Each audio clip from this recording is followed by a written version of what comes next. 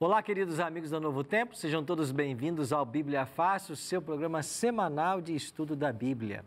Nós estamos aqui num santuário cinematográfico nos estúdios da Novo Tempo, com um grupo de amigos de vários estados do Brasil, aprendendo mais a respeito do santuário.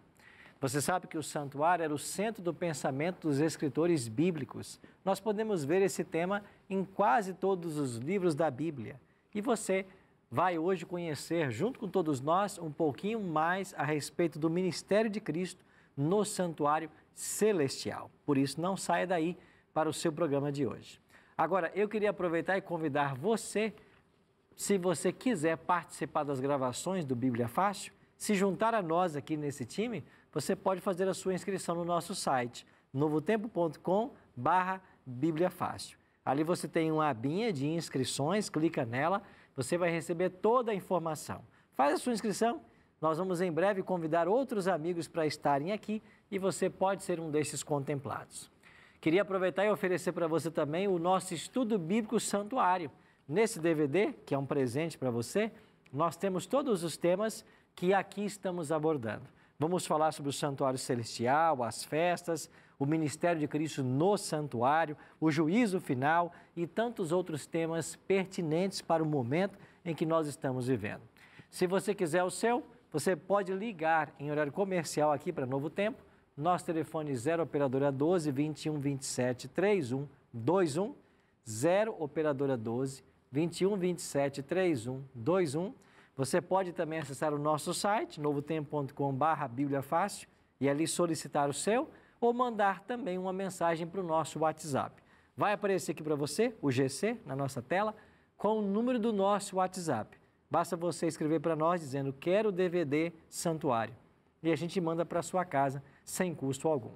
Por falar nisso, muito obrigado você que é Anjo da Esperança, porque é graças ao seu apoio que nós podemos enviar aqui por dia mais de 1000 estudos bíblicos. Isso mesmo, nós enviamos aqui da Novo Tempo, de Jacareí, São Paulo, para todo o Brasil, mais de 1000 estudos bíblicos todos os dias. E se você quiser o seu, você pode pedir também. Agora, já pediu o santuário, quer estudar mais? Acesse a nossa plataforma de ensino, biblia.com.br. Lá você vai ter mais de 20 estudos da Palavra de Deus para você escolher. Então, pegue a sua Bíblia e venha participar com os nossos amigos aqui do estúdio sobre mais um tema da Palavra de Deus. Hoje vamos dar sequência ao nosso diálogo sobre o santuário e o tema de hoje, o ministério de Cristo no lugar santíssimo. Semana passada estudamos sobre o ministério no santo e hoje sobre o ministério no santíssimo. Mas temos um hábito aqui. Qual é o hábito? Orar. A gente não abre esse livro sem antes fazer uma oração. Eu queria convidar você que está em casa para orar com a gente agora, pedindo a bênção de Deus para o estudo. Vamos orar? Nosso Pai Celeste, muito obrigado por estarmos reunidos para estudarmos mais um tema da Tua Palavra. Que o Teu bom e Santo Espírito esteja conosco e que nós possamos compreender os Teus ensinos e praticá-los em nossa vida. É a nossa oração. Em nome de Jesus. Amém. Pois bem, vamos avançar em nosso estudo a respeito do santuário. Vamos voltar ao Salmo 77:13, um salmo escrito pelos filhos de Asaf. E eles escreveram assim, o teu caminho, ó Deus, está no santuário. Que Deus é tão grande como o nosso Deus? Se o caminho de Deus está no santuário, nós estamos entendendo que de uma forma metafórica, simbólica, Cristo caminharia por esse santuário. E nós já aprendemos aqui que no momento em que Cristo se encarna, Ele veio a armar a sua tenda entre nós. Ele tabernaculou, nas palavras do Evangelho de João, capítulo 1. Em algum momento Ele deixou o acampamento e veio para o pátio do santuário. E Ele fez isso aos 30 anos, porque Ele veio para ser batizado no Rio Jordão. 3 anos e meio depois, como nós estudamos aqui, Cristo foi crucificado, simbolizado pelo altar de holocausto, onde os animais eram mortos. Agora, Cristo deveria começar o seu ministério no santo, sairia do pátio e entraria no santo. E semana passada, nós estudamos a respeito desse assunto. Lembra da entronização de Cristo no santuário celestial? Nós lemos esse verso semana passada, João 7,39. Isto ele disse com respeito ao Espírito que haviam de receber os que nele crescem, pois o Espírito até aquele momento não fora dado, porque Jesus não havia sido ainda glorificado. E no momento em que Jesus é entronizado no santuário celestial, o Espírito Santo é derramado sobre a terra. Então, quando Cristo começou o seu ministério sacerdotal no santuário celestial? No ano 31 da nossa era. Então, a partir desse ano, Jesus começa um ministério lá no céu, no santuário. Em algum momento, de acordo com a tipologia do santuário, Jesus deveria ocupar o papel de sumo sacerdote. Porque quando ele morre no Calvário, ele está cumprindo o papel da oferta. Quando ele vai para o santuário no santo, ele está cumprindo o papel do sacerdote. E em algum momento, ele passaria a atuar como sumo sacerdote. E está lembrado que em Israel era uma vez por ano que o sumo sacerdote entrava em cena? Então teria um momento em que Jesus começaria a ministrar como sumo sacerdote.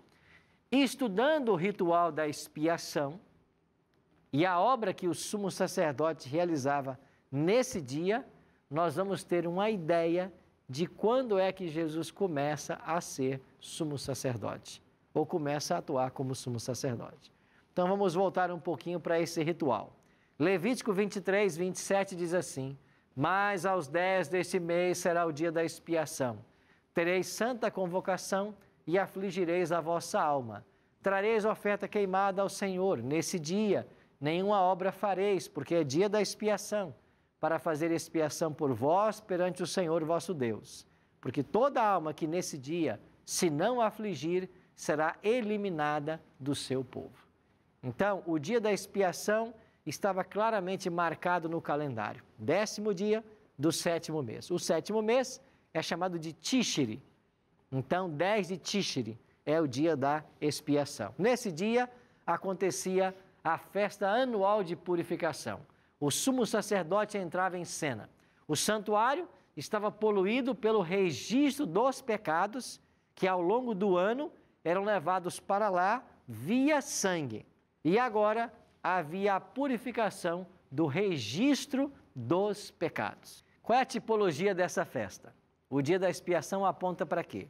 Aponta para o momento em que Jesus Cristo apagaria por completo os registros do santuário celestial. Isso fala para nós de uma obra do juízo. E lembra você que quando o sumo sacerdote terminava o dia da expiação, ou o ritual da expiação, ele saía e abençoava o povo? Cristo também, quando terminar sua obra sumo sacerdotal, ele deixará o santuário para vir abençoar seu povo. Então, a obra do dia da expiação, ela antecede a volta de Jesus. E para entendermos quando é que Jesus começou a atuar como sumo sacerdote, nós temos que entender uma profecia lá de Daniel capítulo 8. E eu queria convidar você que nos assiste em casa agora a tomar a sua Bíblia e nós vamos estudar a mais longa profecia de tempo da Bíblia. Daniel 8, verso 14. Nós temos aqui a profecia que engloba o maior período de tempo de toda a Bíblia. É a profecia das 2.300 tardes e manhãs. Então vamos aqui então para Daniel capítulo 8. Antes de ler o verso 14, eu queria que você lesse comigo alguns versos no início do capítulo 8. Olha na sua Bíblia, Daniel capítulo 8, verso 1. No ano terceiro do reinado do rei Belsazar, eu, Daniel, tive uma visão depois daquela que me tivera a princípio. Quando a visão me veio, pareceu-me estar eu na cidade de Suzã, que é a província de Elão, e eu estava junto ao rio Ulai. Então levantei os olhos, e eis que diante do rio estava o quê? Grave esse animal. Estava um carneiro. Aí ele continuou assim, o qual tinha 2 chifres, e os 2 chifres eram altos, mais um mais alto que o outro, e o mais alto subiu por último. Versículo 5.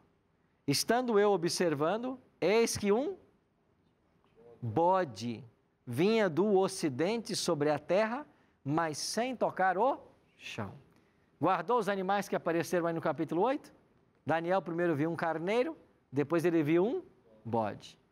Agora refresca a sua memória.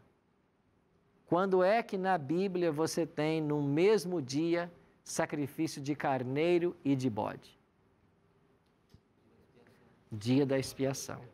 Porque quando o sumo sacerdote acordava, ele tinha que matar um carneiro para o seu pecado e da sua família, e depois ele recebia no santuário 2 bodes e matava um bode para o Senhor e o outro era solto para Azazel.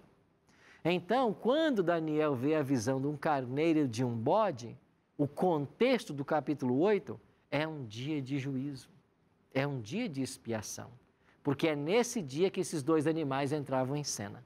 Agora olha para o verso 14, que é o verso-chave. Ele me disse, o que o anjo diz para Daniel? Até 2.300 tardes e manhãs, e o santuário será o quê? Purificado. Então, o capítulo 8 de Daniel está tratando da purificação do santuário. Lá em Israel, a purificação era um dia de juízo. E é claro que esta profecia aponta para a chegada do juízo. Então, Daniel recebe a seguinte orientação. Quando se passarem 2.300 tardes e manhãs, o santuário será purificado. De que santuário o anjo está falando? Do terrestre? Não, porque não é do terrestre. Porque quando Daniel vai cativo para a Babilônia, por Nabucodonosor, o santuário lá em Jerusalém ficou em ruínas, destruído por Nabucodonosor. Então o anjo está falando do santuário celestial. Agora, o que tem que ser purificado no santuário celestial? Há pecados no santuário no céu? Não. Há registro de pecado. E a Bíblia fala dos livros de registro. Então, no céu, a expressão livro de registro é usada para se referir à forma como Deus guarda estas informações lá no céu. Jesus falou assim, até da palavra frívola que vocês proferirem, dela darão conta no dia do juízo. Quer dizer que tudo que nós fazemos, falamos, pensamos, está registrado nos livros de registro. E é isto que vai ser analisado no dia do juízo. Então, o primeiro passo aqui é entender como que eu chego a essa purificação do santuário. Bom, quando é que ele vai ser purificado? Quando se passarem 2.300 tardes e manhãs. O que é tarde e manhã? Um dia. Vá para o Gênesis. Houve tarde de manhã o primeiro dia, tarde de manhã o segundo dia. Então, a expressão tarde de manhã na Bíblia é para um dia. Então, foram 2.300 dias. Só que, estudando profecia, cada dia equivale a um ano. Então, são 2.300 anos. Então, o anjo está dizendo para Daniel, Daniel, quando se passarem 2.300 anos, o santuário vai ser purificado. Certo? Agora, é muito simples. Para mim saber quando o santuário celestial vai ser purificado, eu tenho que saber o quê? Qual é o evento que marca a data inicial. Porque se eu sei o evento inicial, eu viajo 2.300 anos na história e chego na purificação do santuário. Então, esse estudo foi apresentado. E lembra que nós estudamos semana passada a respeito das profecias das 70 semanas? Lembra? E essa profecia começou em que data? 457, Jerônimo, isso mesmo, 457. Lá foi o decreto do rei Artaxerxes. Agora está lembrado desse texto que eu li para vocês, Daniel 9:24? 70 semanas estão determinadas. Eu mencionei a palavra para vocês, original, do texto original grego, de Daniel, chatá. E eu disse que a melhor tradução para chatá é cortadas. Por que é a melhor tradução cortadas? Porque chatá foi cortado da profecia dos 2.300 anos, 490. E da profecia total dos 2.300, 490 foi destinada apenas ao povo judeu, que terminou lá com o apedrejamento de Estevão. Então, 70 semanas foram determinadas sobre o povo para que eles praticassem 6 coisas. Entre elas, ungir o Santo dos Santos, como nós vimos aqui na semana passada. Então, aqui está a profecia que nós estudamos semana passada. E você que está nos assistindo, se você não assistiu o programa de semana passada, vai agora no NT Play e você assiste, tá bem? Você vai poder assistir lá o episódio anterior e entender bem a profecia das 70 semanas. Mas essa profecia começou em 457 e se estendeu até o ano 34.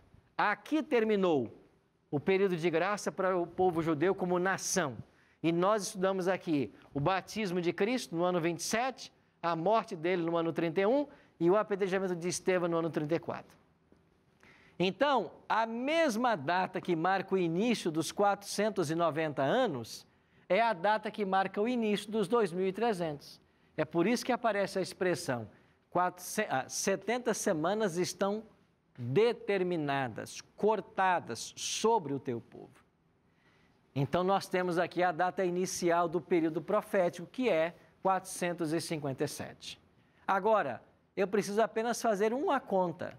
Se nós viajamos já 490 anos dos 2.300 e eu cheguei ao ano 34, o que eu preciso fazer agora?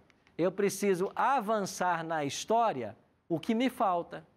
Eu tenho 2.300 para a purificação do santuário, eu já viajei 490 e me faltam 1.810 anos para que o santuário seja purificado. Então, do apedrejamento de Estevão, faltavam 1.810 anos para que o santuário fosse purificado. Agora, se o Estevão foi apedrejado no ano 34, como nós vimos semana passada, eu somo mais 1.810, eu vou chegar a que ano? 1844. É assim que a profecia me indica que 1844 é o ano da purificação do santuário. Agora eu tenho que fazer um outro exercício. Qual era o dia da purificação lá em Israel? 10º dia do 7º mês, no mês de Tishri. Eu tenho que pegar esse dia no calendário judaico e fazer uma transposição para o nosso calendário gregoriano. Quando eu faço essa transposição, eu chego no dia 22 do mês de outubro. Ou seja, o dia 22 do mês de outubro é o dia que começa o juízo no céu, a purificação do santuário. A purificação não era um juízo para o povo de Deus? Não era o apagamento de registro de pecado? Mas não é isso que Paulo vem ensinar em 1 Coríntios 5,10? Porque importa que todos nós compareçamos perante o tribunal de Cristo, para que cada um receba segundo o bem ou mal que tiver feito por meio do corpo. Alguém aqui se considera melhor do que Paulo? Ele está dizendo assim, porque nós vamos comparecer perante o tribunal de Cristo. Ou seja, até Paulo sabia que ele seria julgado. Todos nós seremos julgados. Então, a doutrina do juízo na Bíblia ela é muito clara. Olha o que Paulo está dizendo, nós vamos comparecer. E nós vamos ter que dar contas de quê? Do bem ou do mal que fizemos por meio do corpo. Nídia? Pastor, eu vejo assim, essa questão do santuário e do juízo como uma prestação de contas de Deus para a humanidade, né? Porque ele sabe, ele é onisciente, ele sabe quem vai se perder, quem vai se salvar. Mas os anjos não sabem, nós também não sabemos, e também os outros seres em outros planetas, que eu acredito também, né? Esse é o ponto-chave. Deus precisa fazer um juízo se ele é onisciente? Não, ele é onisciente. Ele precisa fazer um juízo para avaliar casos, ele sabe tudo. Mas o juízo não é por causa de Deus. O juízo é por causa dos seres que ele criou, dos anjos. E você se lembra de que Lúcifer era um anjo que se rebelou? E ele acusa a Deus agora de ter um governo injusto? E quando Deus salvar uns e condenar outros, tem que ficar muito claro para os seres criados de que ele exerceu justiça. E para que Deus deixe claro para os anjos que não são oniscientes, que não são onipresentes, para que fique claro para os anjos por que Satanás tem que ser destruído, por que os anjos maus têm que ser destruídos, por que os ímpios têm que ser destruídos, tem que haver um registro minucioso de cada palavra ou ato das pessoas para esta análise judicial. E é por isso que a Bíblia fala em vários textos, eu vou ler alguns hoje, de que há registros no céu. Como são esses registros? Nós não sabemos. A expressão que usa lá é livros de registro, mas é a expressão do tempo da Bíblia. É claro que é uma coisa muito mais sofisticada, que o computador mais sofisticado que há no mundo, capaz de armazenar dados. Então, é um sistema que Deus tem, onde tudo fica registrado. Para ele, não, para a lembrança dos anjos. Para que no juízo fique claro que ele foi justo. Então, a Bíblia fala que haverá um juízo. Paulo diz que todos nós vamos comparecer. E quando eu vou para Apocalipse 14, 6 e 7, eu tenho ali uma mensagem angélica e o anjo começa dizendo assim, abra comigo nesse verso, Apocalipse 14, olha para o verso 6 e 7. Aqui nós temos 3 anjos e cada um deles tem uma mensagem urgente para ser pregada. É por isso que eles voam com grande velocidade. E o primeiro anjo diz assim, vi outro anjo voando pelo meio do céu, tendo o evangelho eterno para pregar aos que se assentam sobre a terra. A cada nação, tribo, língua e povo, dizendo em grande voz. O que o anjo diz? Temei a Deus e dai-lhe glória, pois é chegada a hora do seu juízo. Essa mensagem foi pregada quando? Nos idos de 1844, quando eles entenderam de que aquele ano era o ano da purificação do santuário. Sim, meu amigo? O juízo já começou? Em 1844. Ele começa no final do período profético dos 2.300 anos. Então, vamos voltar à pergunta que você fez no início. O que aconteceu no dia 22 de outubro? Para Guilherme Miller e seus seguidores, seria a volta de Cristo. Porque lá fala da purificação do santuário. E Miller, assim como todos os teólogos do seu tempo, entendiam que o santuário era a Terra. Então, o santuário a ser purificado é o planeta Terra. E como a Terra vai ser purificada? Pela volta de Jesus. Então, eles passaram a crer que Jesus voltaria aí. Quando chegou o dia 22 de outubro, Jesus não voltou. E eles pensaram, mas aonde nós erramos? E eles começaram a refazer os cálculos. E eles refaziam os cálculos e eles chegavam às datas de 457, 1844. Não havia nada errado com o cálculo profético. Mas aí eles começaram a entender uma coisa. O cálculo não está errado. O que está errado é a nossa previsão de o santuário ser a terra. Não é que o santuário é a terra. O juízo aqui, a purificação é do santuário. Então, é o santuário celestial que entrou em juízo. E agora, volta aí, vamos lá para Daniel de novo, né? Tem que manter a Bíblia em Daniel, que vai nos ajudar, no capítulo 7.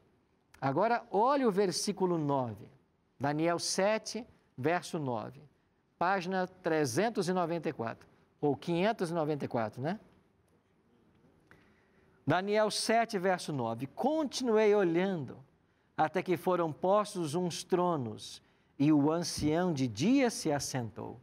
Quem é ancião de dias em Daniel? Deus, o próprio Deus. Ele se assentou. Sua veste era branca como a neve, e os cabelos da cabeça como a pura lã. O seu trono eram chamas de fogo, e as suas rodas eram fogo ardente. Um rio manava e saía diante dele. Milhares de milhares o serviam. Miríades de miríades estavam diante dele. Assentou-se o tribunal e se abriram os livros. Você viu aqui que o tribunal se assentou? O juízo começou? Os livros foram abertos? Agora olha para o versículo 13. Eu estava olhando nas minhas visões da noite, e eis que vinha com as nuvens dos céus, um como o filho do homem. Quem é esse agora? Cristo. E dirigiu-se ao ancião de dias, e o fizeram chegar até ele. O que nós estamos testemunhando aqui em Daniel 8? Daniel 7? A chegada de Cristo no Santíssimo. Ele está saindo do santo, aonde esteve do ano 31 até 1844. Ele está indo agora à presença do Pai no Santíssimo, e ele chega no Santíssimo para atuar como sumo sacerdote. E o que acontecia aqui na terra, quando o sumo sacerdote vinha para oficiar no 10º dia do 7º mês? Juízo. Então, Cristo está indo ao Pai para começar o juízo. Por isso a Bíblia diz aí, assentou-se o tribunal e abriram-se os livros, começou o juízo. Quando que é isso? 22 de outubro de 1844. Então, a sua pergunta, o juízo não começou e terminou. O juízo começou no dia 22 de outubro. E quando o juízo terminar, Jesus voltará à terra. Porque lá em Israel, quando o sumo sacerdote terminava o dia da expiação, ele saía, abençoava o povo e começava a última festa do calendário judaico, a festa dos tabernáculos. Lembra que nós estudamos aqui esta festa? E que esta festa é uma tipologia dos salvos no céu? Então, quando terminar o juízo, Jesus deixará o santuário. E ele só deixa o santuário para voltar à terra. Então, qual foi o problema do movimento milerita? Eles acertaram a data, mas erraram o evento. Não era a volta de Cristo, mas o início do juízo. Então, o juízo começou no dia 22 de outubro de 1844 e ele vai terminar quando Jesus estiver para voltar à terra. E semana que vem, nós vamos estudar sobre isso. O fim do ministério de Cristo no santuário. Quando é que vai terminar esse ministério? E o que vai acontecer quando terminar o juízo e ele deixar o santuário? Mas nós vamos para um rápido intervalo e daqui a pouquinho voltamos para continuar esse tema com outras perguntas que temos já. Não sai daí, a gente volta daqui a pouco. Acompanhe no próximo bloco. Quando nós chegarmos nos céus, cada um aqui vai chegar no céu com um grau de conhecimento diferente. Cada um aqui vai chegar com um grau de intimidade com Deus diferente. Até porque Deus não seria justo se Ele cobrasse de mim o mesmo que Ele cobra de uma pessoa que abraçou o Evangelho ontem.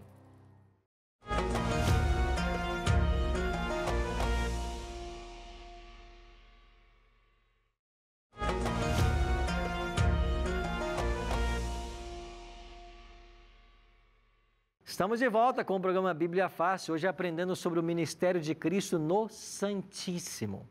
Nós vimos no primeiro bloco a profecia de Daniel 8,14, que quando se passassem 2.300 anos, o santuário seria purificado. E nós entendemos que essa profecia tem a mesma data inicial das 70 semanas, Daniel 9, 24 a 27, 457. E se nós viajarmos de 457 a.C., 2.300 anos, nós chegamos ao ano 1844. O dia da expiação no calendário judeu, em 1844, caiu no dia 22 de outubro do nosso calendário gregoriano. O movimento milerita acreditava que Jesus voltaria nessa ocasião. Esse movimento foi um movimento forte nos Estados Unidos e teve o nascimento com um homem chamado Guilherme Miller, que era membro da Igreja Batista. Quando chegou o dia 22 de outubro, Jesus não voltou. E aconteceu na história que nós chamamos de grande desapontamento. Depois eles entenderam de que o cálculo estava correto. A data estava exata, era o dia 22 de outubro. Mas não era para que Jesus voltasse, porque a purificação do santuário na terra era o dia de juízo. E se o santuário celestial precisava ser purificado, quer dizer que a obra a ser realizada era no santuário. E aí nós lemos em Daniel capítulo 7, versos 9, verso 10, 13, de que então estabeleceu-se um tribunal no céu, Cristo foi à presença do Pai, os livros foram abertos e começou o juízo. Quando? Em 1844. Aí vem a primeira mensagem angélica de Apocalipse 14, 6 e 7. Temer a Deus, dá-lhe glória, é chegada a hora do seu juízo. Agora você entende porque a sétima igreja do Apocalipse, que é também a última, é chamada de Laodiceia? Porque a palavra Laodiceia quer dizer povo julgado ou povo do juízo. A última igreja do Apocalipse é a igreja que vive na época do juízo. Começou lá em 1844 e ele vai se estender agora até o dia em que Jesus deixar o santuário para voltar à terra. Então, nós temos que entender o juízo de acordo com o ensinamento bíblico. E aqui está um outro ponto. Muitos negam primeiro a existência de um juízo na Bíblia, né? Mas eu já li vários textos para você aqui mostrando claramente que haverá um juízo. Agora, esse juízo não só vai ter, como ele tem fases. Mas, pastor, eu nunca vi falar sobre isso. Bom, eu aconselho você a buscar mais da Bíblia e ficar conectado aqui no Novo Tempo, porque aqui a gente ensina a Bíblia todo dia. Aqui você aprende da Bíblia. E você começa a ouvir no Novo Tempo um monte de coisa que você não ouve em lugar nenhum. Por quê? Porque a Bíblia não está sendo estudada. Bíblia é para ser estudada. E eu vou mostrar para você agora quais são essas fases do juízo. Mas antes, Luciano. Pastor, quando o sumo sacerdote ia fazer a expiação anual, se eu não me engano, antecedia a festa das trombetas, como se fosse um sinal de aviso. 10 dias antes. 10 dias antes.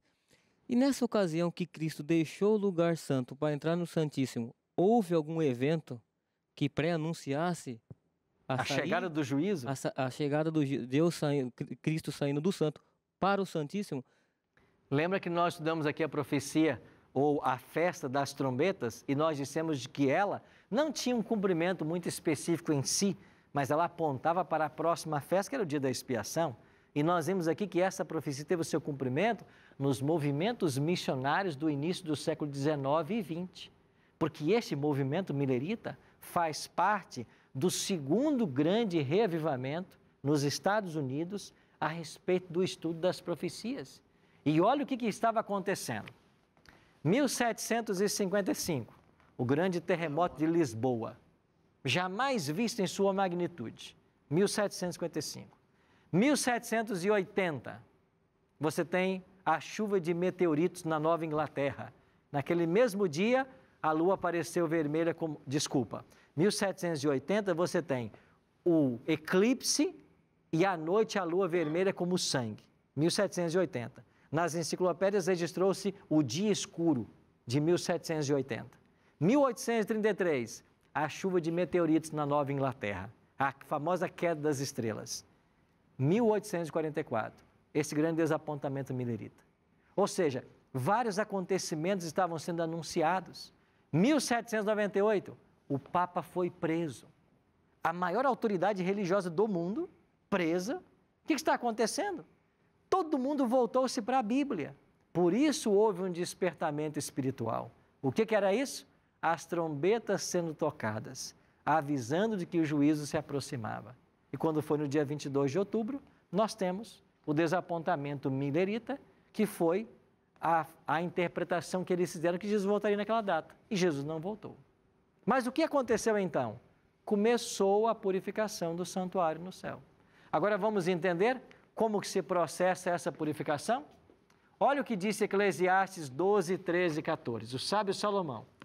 De tudo o que se tem ouvido, a suma é: teme a Deus e guarda os seus mandamentos, porque isso é o dever de todo homem. Porque Deus há de trazer a juízo todas as obras, até as que estão escondidas, quer sejam boas, quer sejam más. Ah, pastor, não haverá um juízo. Não haverá? Então me explica esse verso. O que a Bíblia está dizendo? Salomão está afirmando de que Deus vai trazer a juízo todas as obras. Então tem pessoas que negam o juízo. E eu volto a falar, negar o juízo é desconhecer o que a palavra está ensinando. Sim, meu amigo. E pastor, e aquelas pessoas, tipo assim, que moram bem afastadas de uma civilização, que moram bem lá dentro, como Deus vai julgar ela para ela ir para o inferno ou para o céu? A situação delas é a mesma de uma criança que morre na infância. Uma criancinha que morre aos 2 meses, que morre aos 5 meses. Como que Deus vai julgá-la? Nós sabemos de uma coisa: Deus é um justo juiz e Ele não vai cometer injustiça. Também sabemos de que toda pessoa será julgada pela luz que ela tem. Certo? Então, uma pessoa que chegou à fase adulta, mas nunca teve contato com a Bíblia, Deus certamente revelou-se para ela através do Espírito Santo ou através das obras criadas. A natureza não é o livro de Deus? E o que Paulo ensinou em Romanos 1:20? Paulo disse assim: porque os atributos invisíveis de Deus, assim o seu eterno poder, como sua própria divindade, claramente são reconhecidos por meio das coisas que foram criadas. Então, a natureza revela quem é Deus. Então, as pessoas que não tiveram contato com a Bíblia, com o Evangelho, elas receberam outra impressão, outra informação. sobre Deus, quer seja da natureza, quer seja do Espírito Santo, falando a consciência. E é com base nessa luz, nesse conhecimento que elas tinham, que elas serão julgadas. O quão leal ela foi a esta revelação que ela teve de Deus, por menor que seja. Então entendamos uma coisa, quando nós chegarmos nos céus, e pela graça todos nós aqui estamos, vamos, né? Pela graça de Cristo, quando nós chegarmos nos céus, cada um aqui vai chegar no céu com um grau de conhecimento diferente. Cada um aqui vai chegar com um grau de intimidade com Deus diferente. Até porque Deus não seria justo se Ele cobrasse de mim o mesmo que Ele cobra de uma pessoa que abraçou o Evangelho ontem. É justo Deus cobrar de alguém que o aceitou ontem como Salvador a mesma maturidade espiritual de uma pessoa que está há 30, 40 anos no Evangelho? Claro que não. Então existe um teólogo que escreveu algo muito interessante. Ele disse assim, Morris Venden, no céu haverá tantos graus de santificação quanto o número de salvos. No céu haverá tantos graus de santificação quanto o número dos salvos. Então, santificação não é uma escada com 15, 20 degraus e quem chega lá alcançou. Santificação é um processo de uma vida toda. Só que todos nós estamos nessa caminhada. E pode ser que alguém esteja mais avançado, outros menos. Mas então o que vai determinar a salvação ou perdição de alguém? Não é um patamar que eu tenho que atingir, é se a minha experiência religiosa está de forma ascendente ou descendente. É isso que vai determinar. Se eu estou vivendo a luz que eu tenho e crescendo em graça, ou se eu nem a luz que tenho estou vivendo. É isso que vai determinar a salvação de uma pessoa. Sim, doutor. Mas, pastor, eu tenho visto alguns evangélicos dizerem o seguinte, mas ainda bem que nos seus últimos momentos ele aceitou Jesus, então está salvo.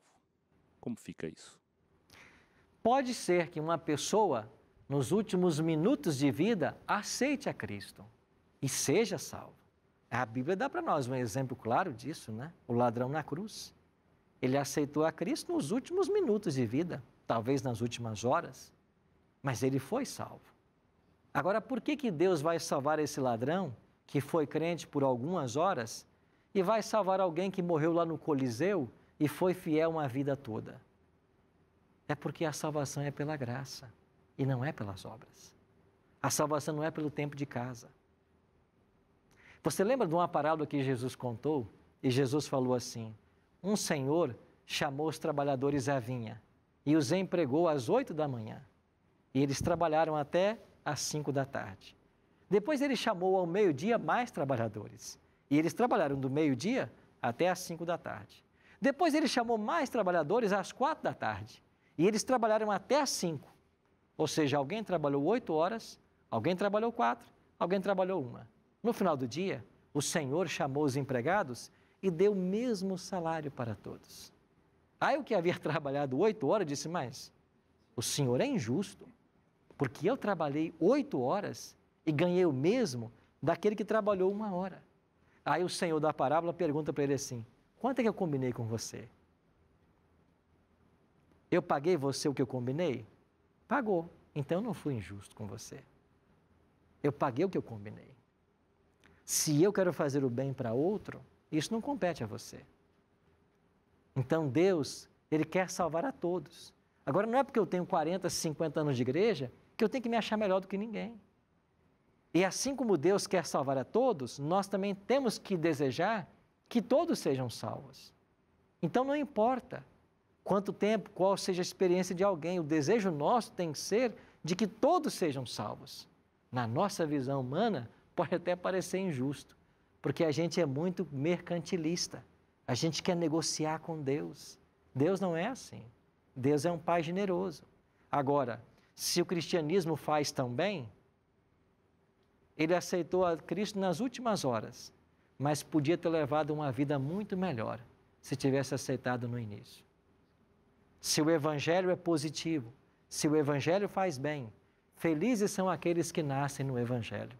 E eu queria abrir um parênteses aqui e falar para você, jovem cristão, para você que nasceu numa igreja, já nasceu numa família religiosa, e você fica às vezes reclamando e dizendo assim, poxa vida, eu nunca passei por uma conversão, eu vejo histórias lindas de pessoas que se converteram, que viviam no mundo das drogas, da prostituição, do vício, aí passa por uma conversão maravilhosa, vão até no Novo Tempo dar testemunho, isso que é legal. Eu a vida inteira dentro da igreja nem sei se sou convertido. Deixa eu chegar mais perto aqui, igual o Luiz Gonçalves, né? Deixa eu chegar mais perto e falar uma coisa com muito carinho para você. Feliz é você que está dentro da igreja. Feliz é você que não conheceu as drogas. Feliz é você que não se prostituiu antes do casamento. Feliz é você que não teve que dar cabeçadas na vida para agora estar alinhado no caminho certo. E preste mais atenção no que eu vou dizer ainda. A conversão nem sempre pode ser sentida, porque ela não acontece num momento sobrenatural e espetacular para a maioria das pessoas. Conversão para a maioria das pessoas é um processo diário, que Deus vai trabalhando no coração. E se você, meu jovem, está aí há 10, 15, 20, 30 anos dentro da igreja, servindo fielmente ao Senhor e até acha que não é convertido, não se engane. Cristo está cuidando de você. Você é convertido sim. O seu coração é dele. E feliz é você porque o Evangelho abraçou desde cedo. Porque senão, você teria dado muita cabeçada por aí, experimentado muita coisa ruim para depois entender a coisa boa. Você é feliz. Entenda isso. Entendeu? O Evangelho é positivo. E eu e você temos que aproveitar esse Evangelho. Então veja com atenção, nós vamos ter um juízo, e esse juízo vai ter uma norma. E qual vai ser a norma? A lei de Deus. A lei de Deus vai ser a norma. Então veja, o juízo começou lá em 22 de outubro de 1844, e ele vai durar até que Jesus volte.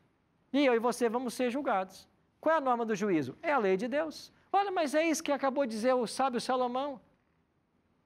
De tudo o que você tem ouvido, nós lemos agora, a suma é, teme a Deus e guarda os seus mandamentos, porque esse é o dever de todo homem, porque Deus há de trazer a juízo todas as obras. Então, quando Deus, Cláudio, trouxer a juízo o seu nome, o meu nome, qual vai ser o critério para Deus medir e nos julgar? A lei. A lei vai ser o critério. Agora, olha o que diz Hebreus. Nós podemos ser salvos desse juízo. Como? Se nós nos achegarmos confiadamente junto ao trono da graça e acharmos misericórdia e graça para socorro em ocasião oportuna. Eu queria encerrar dizendo, sabe o que para você? Se nós seremos julgados pela lei e eu e você somos pecadores e quebramos essa lei, nós precisamos de um substituto. E o substituto é o advogado Jesus. Então, por mais pecador que eu seja, quando eu vou a Cristo e Ele pega o meu caso, eu serei salvo. Não por minha justiça própria, mas pela justiça dEle. Então, isto é a salvação. Deus vai nos julgar, vai julgar com base na lei. Aí vem o acusador, Apocalipse 12, 10. Quem é o acusador? O diabo. Mas espera aí. Não, Valdeci não pode ser salvo não, porque ele cometeu esse pecado, esse pecado e esse pecado. Aí Cristo vem e diz assim, ele cometeu, mas eu sou advogado dele. E aqui ó, a morte que ele merecia, eu morri por ele. É por isso que você vai ser salvo. Não é porque você é bom, é porque você tem um advogado bom. Onde está esse advogado? No céu. E hoje, pós 1844, ele é advogado, mas ele também já começou o juízo. As duas coisas. Então ele é advogado, mas ele está com o Pai fazendo o juízo. Então eu e você precisamos desse advogado. Só há uma forma de escapar ao tribunal divino, tendo um bom advogado. Um advogado que é tão bom que ele nunca perdeu uma causa. Mais que isso, o cliente, se você for cliente dele, ele, o seu advogado, é filho do juiz. E o juiz não vai querer condenar um cliente do filho dele. Então eu e você temos tudo para ser salvo. Aí vem a questão, salvação é fácil ou é difícil? As duas coisas. Fácil, se você é ovelha perdida. Difícil, se você é uma das 99. Quem é você? A ovelha perdida ou quem se acha seguro no aprisco? Pensa nisso enquanto a gente ouve essa música. Quem sabe tantos anos se passaram e você desanimou daquele velho sonho que um dia em você o Senhor plantou. Quem sabe você já não tem mais forças para usar a sua fé. Quem sabe você está tão frustrado e a sua vida já não é como você planejou. Mas deixa eu te falar de uma verdade que a gente não quer ver. Sempre achamos que as coisas da nossa maneira devem ser. Talvez se Deus fosse atender a tudo que o homem lhe pedir, nenhum de nós de fato estaria mais aqui.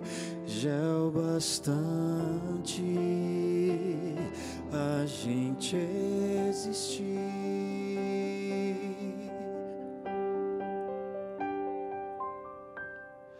Ele sabe o que você precisa. Deus conhece o seu coração. Todo milagre tem o tempo certo. Teus sonhos se realizarão. O amor que Deus tem por você não se explica, não dá pra entender.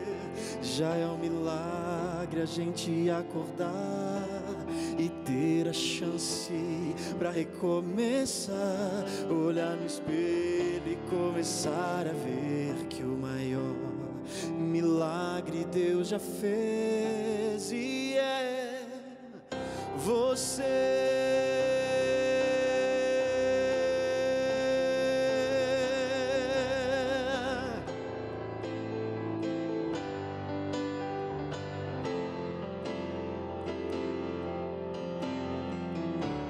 Mas deixa eu te falar de uma verdade que a gente não quer ver. Sempre achamos que as coisas da nossa maneira devem ser.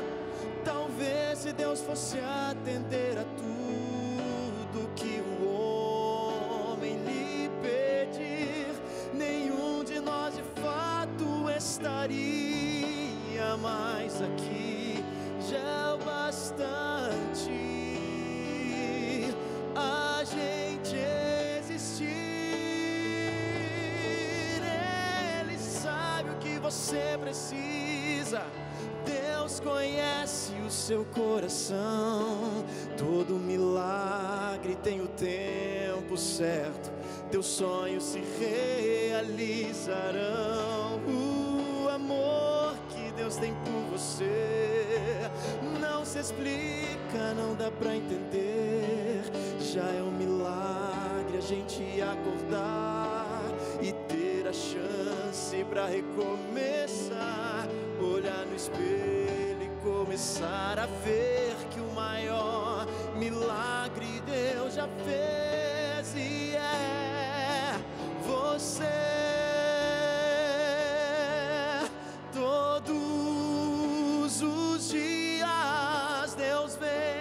e faça um milagre.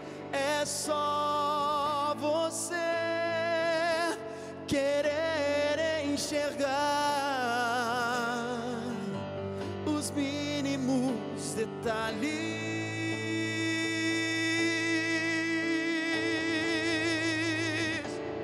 Ele sabe o que você precisa. Deus conhece o seu coração. Todo milagre tem o tempo certo. Teus sonhos se realizarão. Amém. O amor que Deus tem por você não se explica, não dá pra entender.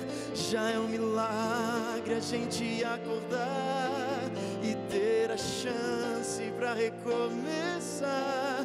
Olhar no espelho e começar a ver que o maior milagre Deus já fez. E é você.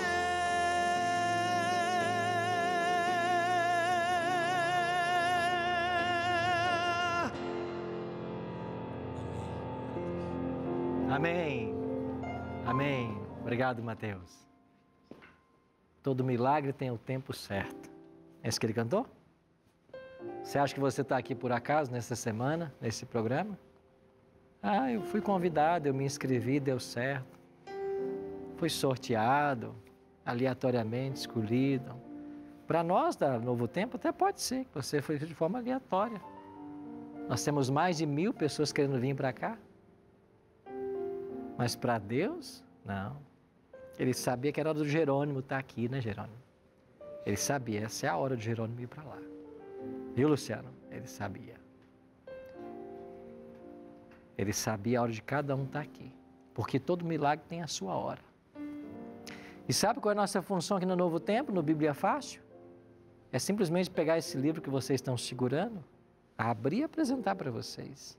Agora é com vocês. O que você pode fazer? Você pode abraçar cada verdade que está sendo ensinada aqui. Ou você pode se fechar e dizer, não, esse povo adventista, isso é uma seita, eu não quero isso não. Isso aqui a gente até está lendo, mas deve ter uma outra interpretação, deve ser outra coisa. Você pode, você é livre. Agora amanhã ou depois, quem é que vai colher os frutos? Quem semeia. Jesus falou, né? Jesus não, Tiago falou, né?